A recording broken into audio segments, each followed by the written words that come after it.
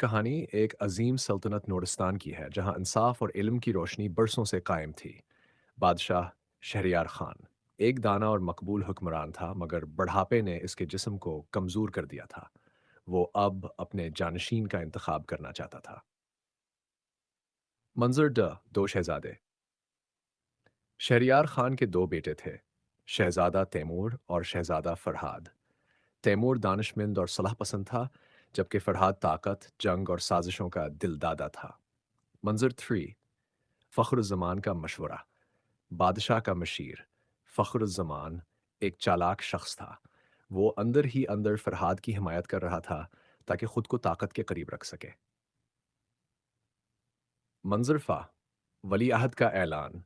بادشاہ نے اعلان کیا کہ تیمور ولی عہد ہوگا۔ دربار میں خوشی کی لہر دوڑ گئی، مگر فرہاد کا دل جلا اور اس نے دل میں بدلہ لینے کی ٹھان لی۔ منظر محبت کا آغاز۔ شہزادی زریں، جو ہمسایہ سلطنت کی بیٹی تھی، نورستان آئی۔ تیمور اور زریں کی ملاقات نے دونوں کے دلوں میں محبت جگا دی، مگر فرہاد بھی شہزادی پر دل ہار بیٹھا تھا۔ منظر 6، سازش کا جال۔ فرہاد نے فخر الزمان کی مدد سے تیمور کو قتل کرنے کی سازش تیار کی۔ ان کا منصوبہ تھا کہ تیمور پر غداری کا جھوٹا الزام لگا کر اسے جیل میں ڈال دیا جائے۔ منظر قید خانے۔ تیمور کو گرفتار کر لیا گیا۔ بادشاہ اس خبر سے صدمے میں آ گیا اور بیمار ہو گیا۔ سلطنت میں خوف اور بے چینی پھیل گئی۔ منظر زریں کی کوشش۔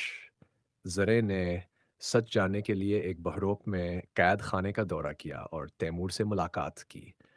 تیمور نے اسے پوری سازش بتا دی۔ منظر میں بغاوت کا آغاز۔